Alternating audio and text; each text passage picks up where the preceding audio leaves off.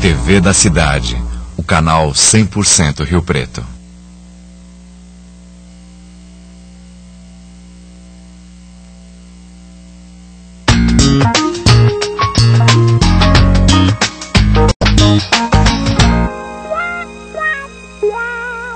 E o meu convidado no Papo na Praça é o Dr. Domingo Marculino Braille, 50 anos de medicina, muita história. Se eu fosse ler o currículo dele aqui, eu ficaria o programa inteiro, e não é essa a ideia. Não. Agora, tem muita história para contar, é um dos homens mais respeitados, um dos médicos mais respeitados do Brasil e do mundo na área da cirurgia cardíaca. Doutor, obrigada por aceitar esse convite. Prazer enorme poder estar aqui. Para esse papo. Voltar aqui à praça é uma delícia. Quanto tempo o senhor não senta num banco de praça? Então, eu acho que até metade dos anos 60, depois a praça ficou fora dos projetos das pessoas que vivem em Rio Preto, que é uma pena muito grande.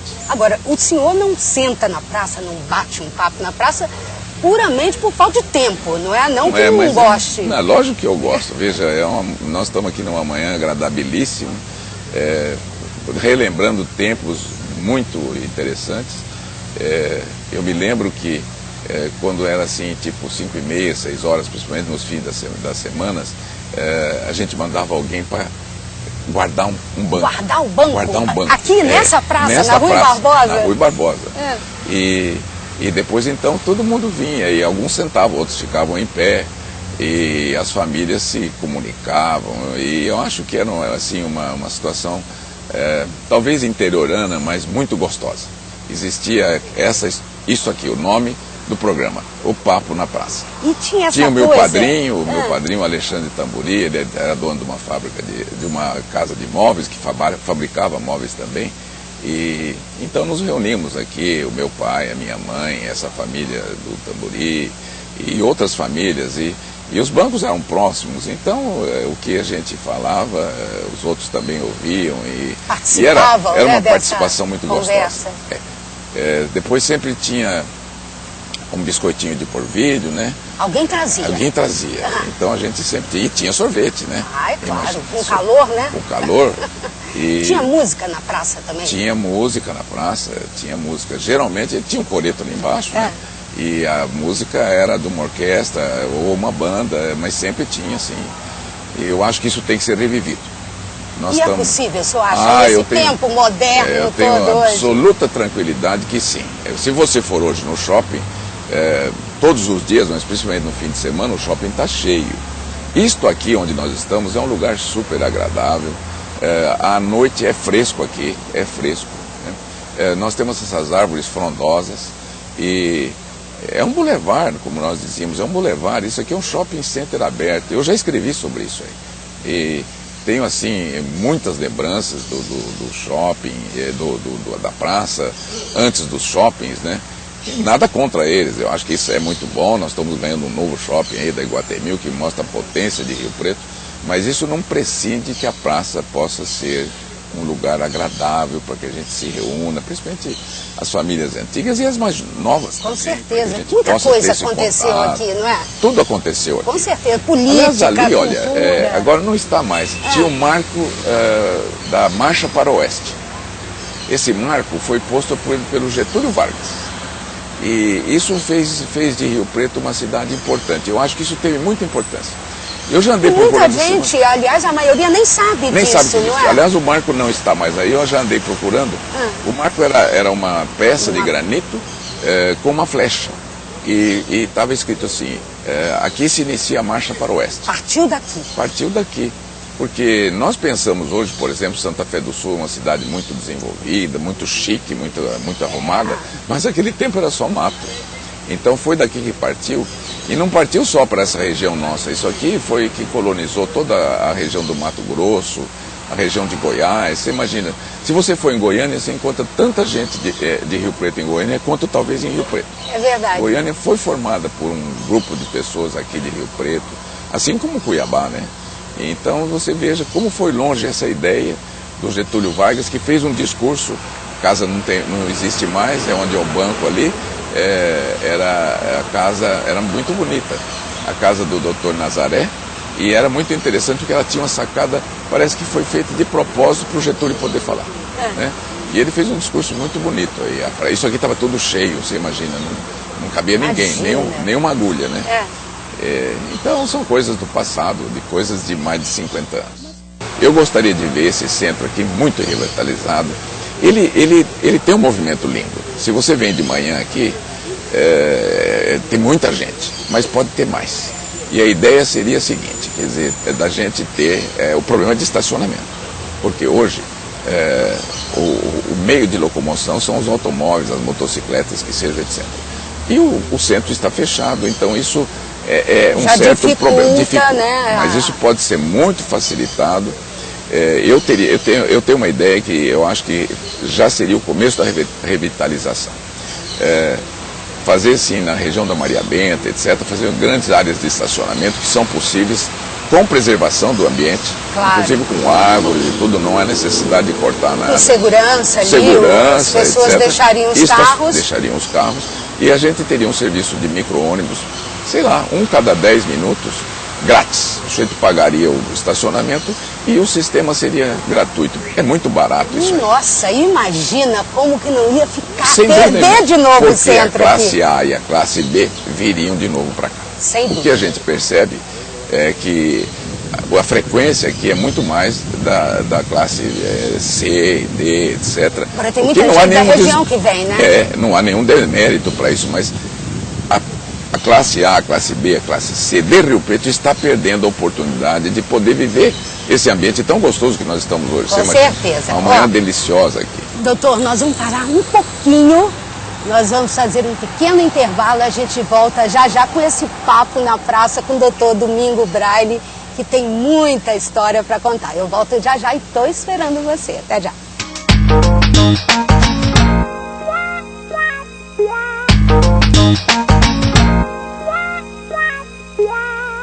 Voltando aqui com o nosso Papo na Praça, hoje o meu convidado, Dr. Domingo Marculino Braille, uma sumidade, uma referência na cirurgia cardíaca, não só em Rio Preto, no Brasil, no mundo.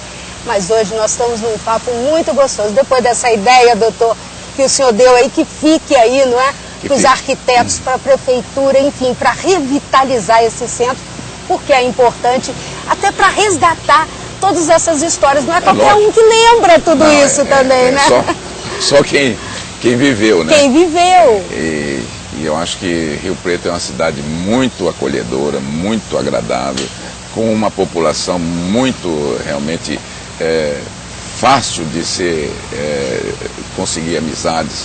É uma cidade acolhedora. Esse é o nome. É uma cidade realmente acolhedora. E voltar isso, né? Eu acho que a praça... Não vamos precisar guardar, não é? Chegar antes para guardar o banco, será? Acho que vai precisar. É capaz. Vai. Se nós se revitalizar do ponto de vista da gente ter aqui uma orquestra, se voltar aquele ambiente que é possível voltar, não há nenhum problema. A cidade ainda é segura, apesar do último artigo meu que eu escrevi foi sobre violência e está crescendo. Mas a violência depende também da população. Da população fala, não, eu quero realmente estar seguro, etc. E conseguir que isso realmente aconteça. Doutor, mas a praça é segura, isso nós sabemos, nunca aconteceu nada. E claro que com todo esse esquema, esse projeto, você pode estar ampliando essa segurança, não é? E isso pode servir não só para Rio Preto, como pode servir para outras cidades. Que Rio Preto sempre foi modelo, né? Aquela coisa de centro de região, né? E Rio Preto realmente, pelas pessoas que Rio Preto teve, nós tivemos excelentes políticos, excelentes prefeitos, né? Muitos foram médicos. O Dr. Cenobelino de Barros Serra foi prefeito 5 vezes. Olha só. Ele era tio do Dr. Oscar Dória e ainda a gente continua com o Dr. Marcelo, com o Dr. Ricardo. Então eles estão aí, as pessoas estão aí na forma das famílias que ficaram em Rio Preto.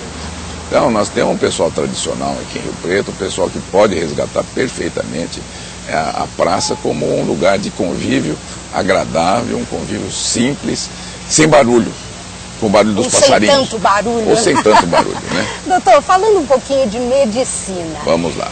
O senhor saiu, nasceu em Nova Aliança. Eu nasci em Nova Aliança 50 com muito, anos de medicina. com muito orgulho. Muito orgulho, né?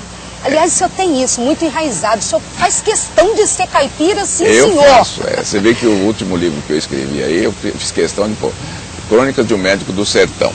Porque eu tenho muito orgulho de ser caipira, de ser do sertão, e eu declaro isso sempre. Nas palestras que eu faço, quem está falando com vocês aqui não é de nenhum lugar muito chique, eu sou de Nova Aliança. De Nova Aliança. E eu estudei até o 3º ano do grupo. Com lamparina, né? Com lamparina, com lamparina, porque não tinha luz elétrica. Claro, naquela época. Não tinha. E depois eu vim para Rio Preto, fiz toda a minha formação aqui em Rio Preto. Olha, a época que eu fiz o curso científico aqui em Rio Preto foi das melhores épocas da minha vida. Os meus colegas daquela época, que muitos estão, ainda são amigos meus, mas era uma turma fantástica.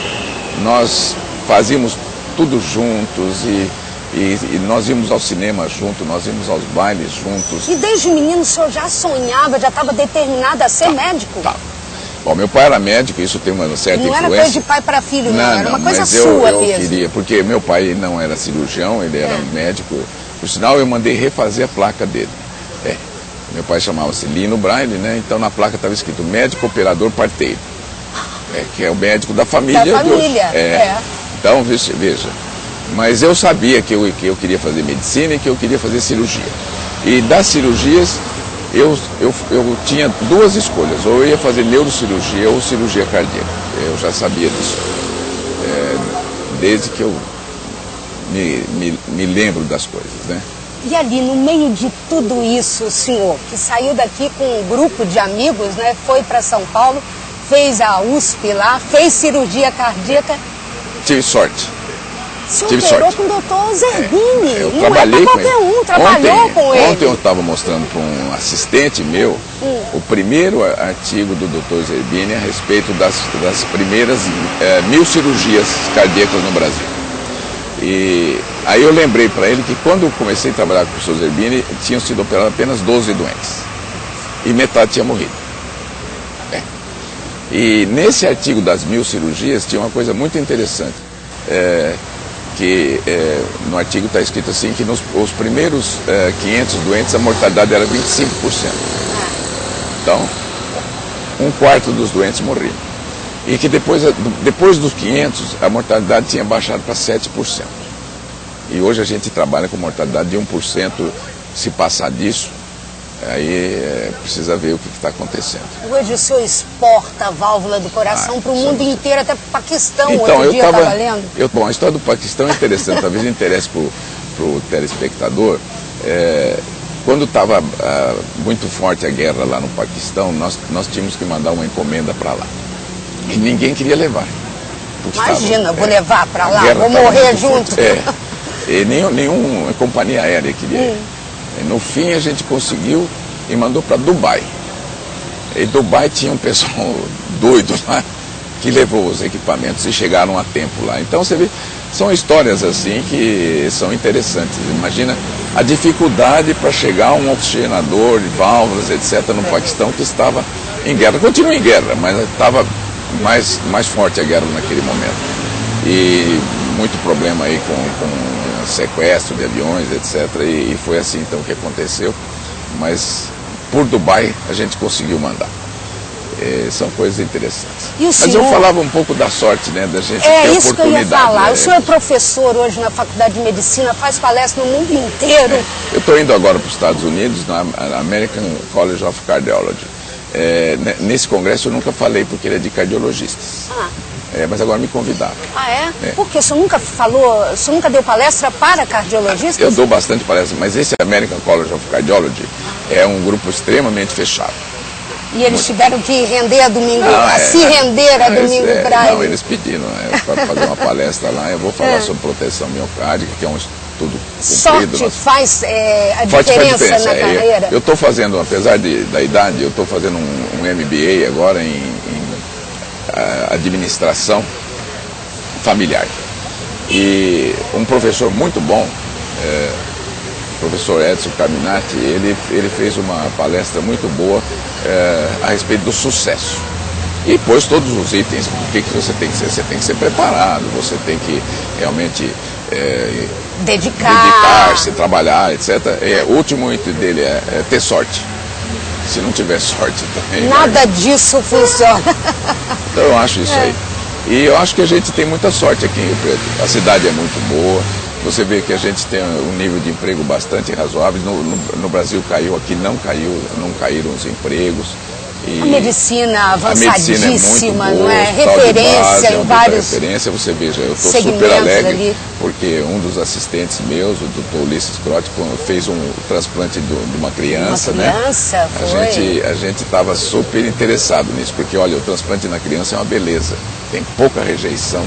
E a evolução é muito boa. A gente já continua nessa conversa porque, que coisa boa. Com certeza, a gente ainda tem muita coisa para descobrir, para conversar nesse Papo na Praça.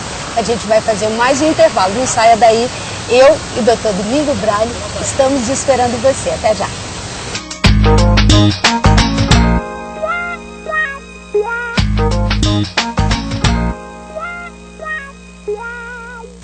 Estamos de volta aqui, vamos continuar esse papo na praça que está muito gostoso. Conversar com o Dr. Domingo Braille é assim, ele alivia, ele acalma o coração, ele abranda a alma.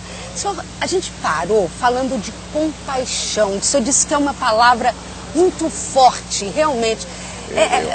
Essa seria a grande característica do profissional, do médico, na opinião do senhor? Eu acho que é uma característica para todos, mas principalmente para o médico, por todo o pessoal da equipe multidisciplinar de saúde. Quem não tem compaixão não deve lidar com pacientes, porque o paciente, quando ele entra, o nome é paciente, né? Ele está doente e tem que ficar paciente ainda. E quando ele entra num hospital, muitas vezes ele perde o nome, ele perde a roupa. E ele é invadido. Por quê? Porque chega alguém e dá uma injeção, o outro põe uma sonda no nariz dele, o outro põe um soro na veia. Sem qualquer explicação, muitas vezes. Muitas vezes sem nenhuma explicação. Então, eu tenho dito para todos os meus